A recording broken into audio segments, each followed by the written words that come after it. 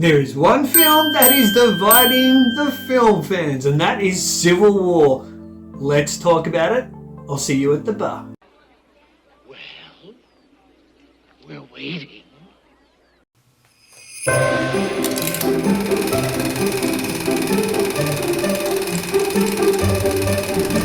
We should double our efforts.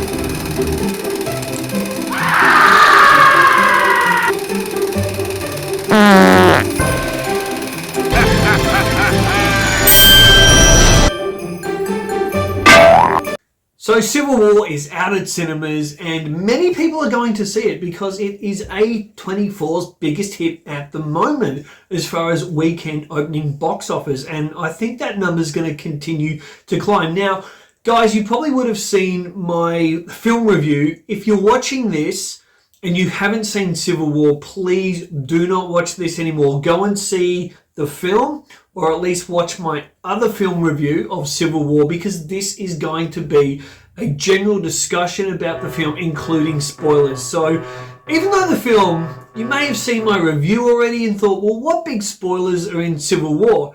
It's more about the atmosphere that I wanted to talk about, and I felt really hamstrung. So I apologize to those who have seen my review of Civil War. I'm sorry. I felt hamstrung because there's so much I wanted to say. Not so much because there's some like Seven secret ending like in the film Seven or the Shawshank Redemption. It's not like that. It's more about one main incident that happens within the film, and also parts of the film that are taking place that the trailer doesn't show you what's happening. So I'll start with Jesse Plemons' character. And in that scene that we see in the trailer, and he's only in the film for one scene, but a great actor, a fantastic actor with a really good script and great performances around him, they don't need many scenes in a film. They just need one scene and it can be memorable. And this is a scene out of the film that is, you know, getting a lot of talk and recognition right around the world and in film circles. So what I didn't get to tell you guys the other day is when Jesse Plemons, who is some militant soldier, we don't know, is he red, is he blue states, we don't know. And that's part of the secret, which I'm going to talk about, which Alex Garland does with this film. The secret of the tension, and by not really showing sides and being apolitical. And I'm going to get into a bit more of that later. But what they don't show in the trailer, and what I couldn't really discuss the other day, is because I did not want to give any spoilers. I wanted all sorts of scenes to hit you guys when you go and see the film and you don't know the setup of a scene by a film reviewer spoiling it. And there was one specific film reviewer who's blabbed out, and I'm about to speak about heavy spoilers now, okay, so you've been warned. But he blabs out about the president being killed at the end of the film. And he does that with no spoiler warning whatsoever. And I just think that's wrong. I don't think spoilers like that should be spoken about, or at least without warnings. And he didn't give any warnings on his video. You suck, you jackass. And I found that just really wrong, because the way the president is killed is part of the big attack in Washington, D.C., which I'm going to talk about later on. And it is a huge part of the film. It is a huge emotional spoiler where you see that and you get hit with it because it's done very graphically and it's done really incredibly. So I'm going to get to that in a moment. But with Jesse Plemons' character, we don't know his name, so I just have to refer to him as either the crazy redneck or Jesse Plemons' character. Nothing wrong with rednecks. But yeah, it would be really interesting. Now, this is probably going to sound crazy, but really interesting to see maybe a spin-off film with him. You are fucking dreaming. You're dreaming. His background, to know why he's the way he is, who is he, what's he part of, because he may be set up to see these people who aren't just photographers and press, as far as he's concerned, and they've arrived in a truck with press written on it. So as far as he's concerned, the press may be the biggest enemy in the world to him, or these people may be pretending to be press and they're not really press. I think he believes their press. I just think he's completely opposed to them. And so all around him, what's happened just before they arrive, because the photographer, the young girl Jessie, she gets kidnapped by them. The others arrive to help her, so Kirsten Dunst's character Lee and Joel, played by Wagner Moura, and also Sammy, the older guy, and two friends of theirs. One's an Asian photographer, and I think one from memory, I think was like a Mexican journalist photographer. And they show up, and they're deciding, should they go and help Jessie, you know, because Sammy warns them. He's the older head, and he warns them. He says, look, if we go over there, we're probably going to be killed. Now, what they don't show you in the trailer, and what I did not want to spoil the other day, is just prior, basically, they've made that decision, or Sammy's trying to tell them not to go over there, because we've seen a dump truck of bodies, basically dumping bodies in a mass grave. So these guys, the two soldiers, Jesse Plemons' character and the other one, they have murdered these people and they're dumping their bodies in the grave. And now you see why I couldn't go into too much in my other video. So we know just from that, in a wide angle shot, we know that these guys are badasses and that girl is in a lot of trouble. And so during this, Sammy actually goes off. He decides not to go in, and he goes off and he gets in the car. And during this scene, though we don't know the allegiance of the character played by Jesse Plemons, it is frightening. It is really frightening. And the director, Alex Garland, puts you in there within his photography and getting in behind Jesse's character on the ground and using angles, you know, height angles that showing, for example, we'll be looking up in a close-up to medium close-up of Jesse Plemons' character from Jesse's point of view. And then when we're looking at her, we're looking on a higher angle looking down. And that's all about using shot composition to juxtapose power or a lack of power between the victim and the baddie. That's basically what a filmmaker is doing there. And it's shot so well and it's done so well. Now, Sammy comes along in a car. He basically ends up rescuing the day after two of them are shot dead. And it's quite horrific. The gunplay is done very seriously here. So two of them are shot dead, not the main characters, the supporting characters. Now, I'll be honest, guys, when I saw these supporting characters of like the Asian guy, actually I think it was one Asian guy and a white guy, I really got to go back and see the film. But when they arrived in the film, I worked out, I kind of knew exactly what they were doing, because Jesse, it's a fun scene. There's two cars driving down the road, and these guys know our journalist group of four. So these two know these four. And one gets out of the car as the car's moving into the journalist car. And then Jessie decides to have fun and she gets into that car. That car drives off. And right from there, I thought, okay, this is a writer doing a setup play to cause tension, because then Lee, played by Kirsten Dunst, she's like, what the hell's happened to Jessie? You know, where is she? So I knew straight away they're setting up play for something really bad to come. And they're also, what director Alex Garland has done here is very clever writing. So what he's done here is he's introduced these two new characters in a fun way. And he's done that so then the audience latches onto them, and this is great screenwriting. And for anyone out there that is a screenwriter, wants to learn about filmmaking, hopefully this will help you. So when you introduce new characters and you know that you're going to dispose of those characters, they're going to be killed off, and you need to, you've only got them for a very short period of time. The best way to endear the audience to them is through levity, through fun, and you make the audience care about them in a very small time frame. And that's exactly what Alex Garland has done here by doing this fun scene. And then of course after the fun scene, we're in this nightmare hell where those two characters that we've only known for a very short period of time basically get brutally shot dead. So towards the end of that scene, Sammy, the older guy, he drives along in the car and he smashes Jesse Plemons and the other guy. He kills one of them. Well, it looks like he kills one of them, and one gets up and then shoots at the car as the others are escaping. But prior to them escaping, Jessie, the young girl, the young photographer, she's fallen into the pit. So then the director really cleverly goes to high, wide angles, looking down as we see the death and the carnage and destruction of these murdered American people. And what brings this home and what makes it worse too is these people that are in the pit, they're just in plain clothes. They're basically civilians. There's no military clothing. So I hope people that have seen this pick up on that. These are clearly civilian people. And so you would think then that Plemons' character is part of some militia because he's got, it's not like a government uniform, but it's certainly like, the full army greens, etc. And I think that was an incredible scene and why I didn't want to go into too much.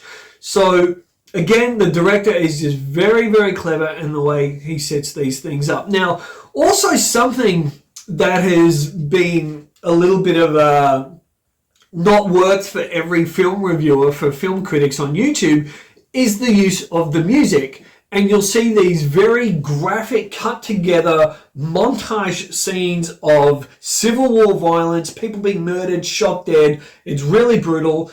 And Alex Garland, for example, has a song by De La Soul. Hey, how you doing? Sorry I can't get through.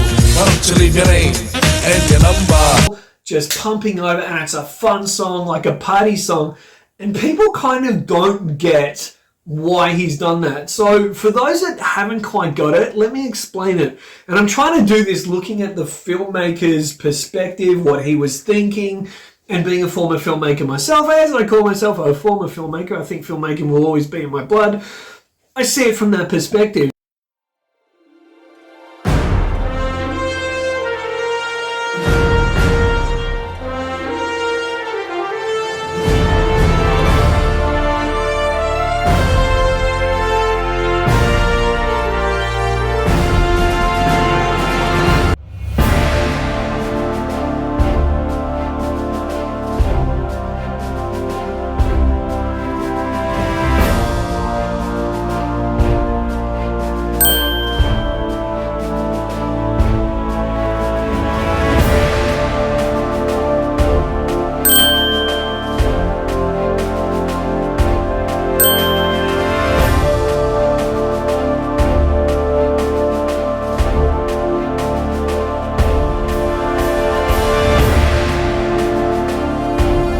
To me as an audience member too, sitting there watching this, is we're with Lee. Lee at the time is our main character, and we're basically with Lee as she's seeing all this go on, right?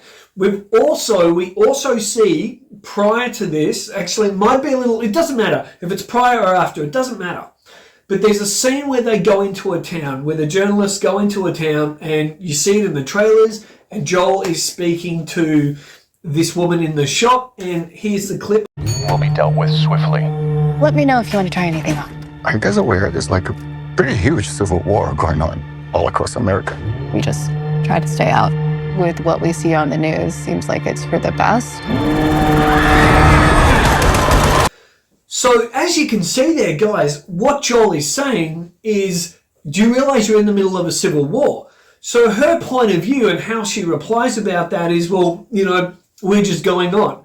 We're just going on. That's exactly why, for those that haven't got it, that's exactly why the director uses this fun, funky hip-hop music, and he uses different music throughout the film, especially two fun, funky ones during a lot of violence, because he's showing you that there's a section in this civil war that don't care. And because people don't care is why civil wars happen. And specifically in this film, it looks like this is why, because he never fully says really why the civil war has happened overall, why, between the president, etc., why they've come to these disagreements and within society. Now, of course, it says that the president has bombed people, he's disbanded the FBI. I'll get to that one later because I find that a really bad decision. I'll talk about it quickly now. I found that a really bad decision, including that, because I don't think especially red states like Plemons is supposed to be part of, implied anyway. I don't think the conservative types and the people that love their gun amendments, etc., the Second Amendment and gun ownership, and I'm all for that. Now this is a gun without a safety. now! Peter, you son of a bitch, you shot me! I don't think those people care if the FBI are disbanded. So, I just think that was a really bad one. I think everything else they used there, or he used, Alex Garland used in his writing, was good, but that one didn't make any sense for me at all. So back to the music. So he's playing this funky music because he's also pointing the finger at the audience. He's setting up stuff within the story in the society, but he's pointing the finger at the audience like, okay, you can watch a film like this. Half an hour later, you're going to be playing on your phone. You're going to be putting in your football tips, your NRL tips, your NBA tips, whatever tips. You're going to be on social media mucking around. You're going to be, just having fun doing whatever. That's his point. That's why he's put those fun pieces of music in, to point the finger at us and go, look at the violence we commit. Look at the violence going on in the world. And then many of us are ignoring it and acting like it's not happening. And we're not speaking out enough. And that's exactly why he has that scene later on where the girl says that to him about, well, we're just going on, etc., etc. That's why that is in there. So I hope that clears up for people that don't quite get it.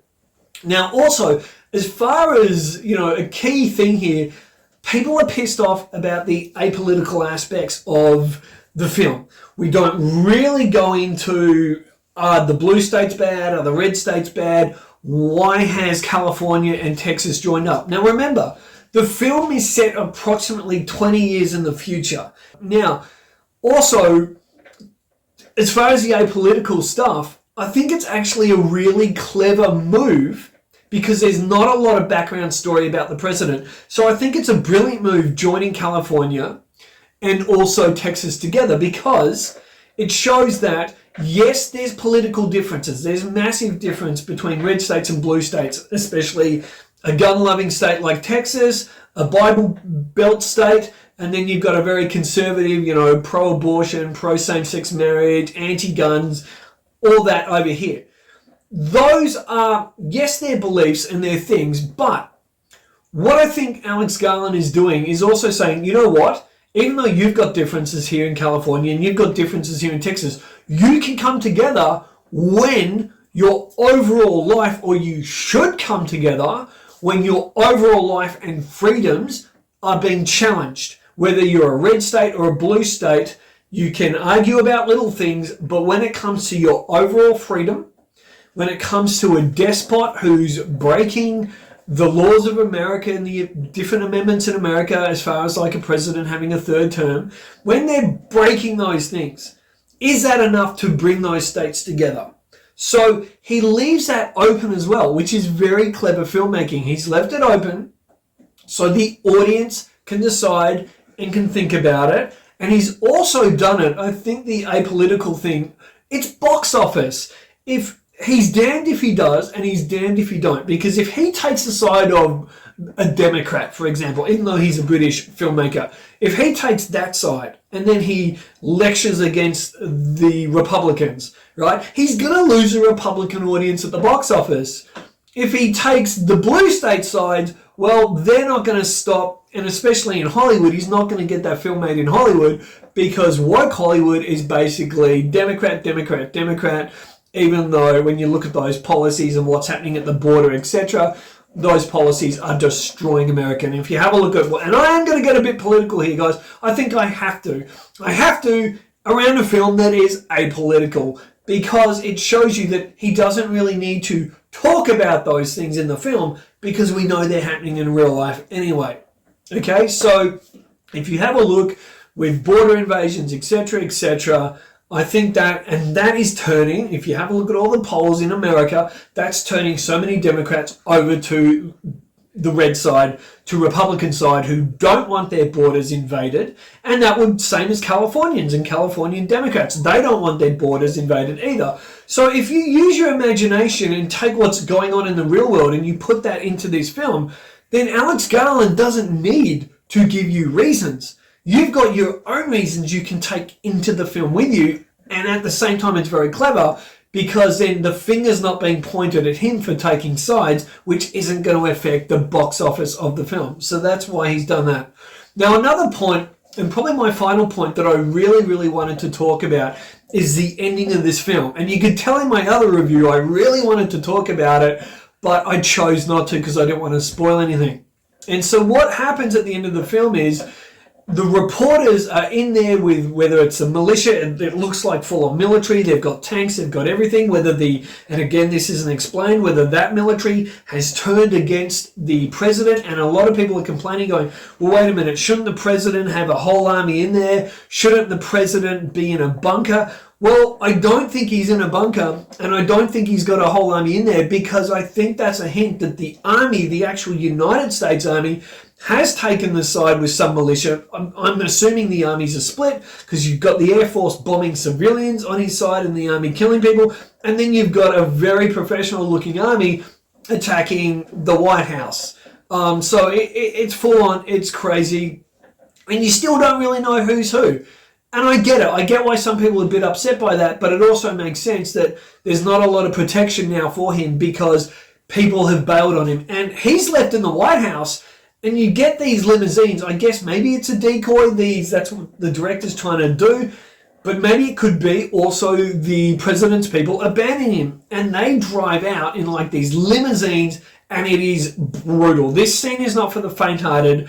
I'd say there's some Secret Service guys in the car as well, and they get out and they're protecting, whatever government officials are in that car, and the army just massacres them. Turns them into Swiss cheese. Crazy. Boom, boom, boom, boom, boom. Like, it's very brutal. It's not for the faint of hearted. And then we basically see this army militia team with the reporters going into the White House. Now, there's one thing I will say here that I didn't touch on in my other video. One thing that did bug me about the film, I didn't buy the reporters being allowed to be that close to the action. I thought that was a little bit strange. I thought that was odd. They're literally right there, and they could get their heads blown off. They're in the action with missiles and bullets and everything going past, and I just thought, I didn't buy that. And why would a reporter risk that much? They risk enough, even if they're off to the sides, but that did bug me a bit, because literally you've got a soldier here fighting for his life, and the reporter is literally almost dry humping him, is right there going boom, boom, boom with the camera, So I found that a little unrealistic. Anyway, so they go into the White House. They kill, which I assume is the press secretary, who comes out trying to say, look, the president will surrender, but only if he's allowed to be kept alive, and they shoot the press secretary. Now, in real life, I probably wish they would. The current one there is there. But they shoot the press secretary. I gotta admit, I kind of cheered at that. I'm a bit naughty that way. So then they go through, and they finally get to the president, and the director, Alex Garland, does incredible stuff here, going from black and white photography through the lens of the camera by Jesse and Lee. But we see that Jesse is really trying to go for that shot. She wants to be like her hero. She's trying to get that photo, and Lee sees that Jesse's about to get killed. So big spoiler, guys, big spoiler. So Lee basically comes in, and this is a woman through the film, and she's saying, if people are going to die, because we see a bunch of militia have these citizens up, or these army guys up, strung up earlier, and Jesse's so shocked by it, thinking, shouldn't we have done something? And Lee's like, no, you're just there to take the pictures and move on, right? So they didn't attempt to save those people earlier. So anyway, with that, Lee changes, and now Lee's got the opportunity to save Jesse. She can ignore it or go and take the photo, or she can do the right thing and save Jesse. So Lee jumps in, she pushes Jesse out of the way, and Lee is shot and killed. Well, we assume she's killed. Now, Jesse then has the opportunity to obviously do the right thing, and that's the whole thing about this film. What is the right thing? What's wrong, what's right? And that's what's so great about this film, and we'll have people talking about it for so long.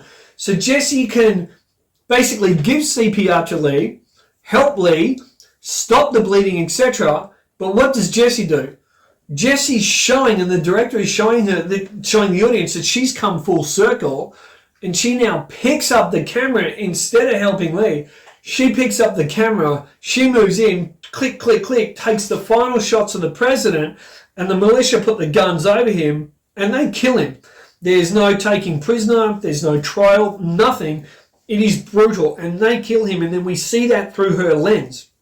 And what we've shown there is we've shown that Jessie has come full circle. She's become that kind of cold-hearted thing where it's just about the picture. It's just about focusing on the story. Forget about who can be dying, etc. But where did she learn that from? She learned that from Lee, who was her mentor. Lee was her mentor. So it's like the master, and the apprentice, and then the apprentice becomes the master. Lee's now dead. Jessie doesn't show that care for her, but maybe in another way, and this is again why it's so clever, maybe she is showing that care because she's showing that she can become like her mentor and that she has learned from her not to have a bleeding heart in these situations, not trying to save everyone and just do your job. So maybe her picking up the camera and not attending to her to help her, maybe that's her honouring Lee as well. So that's up in the air.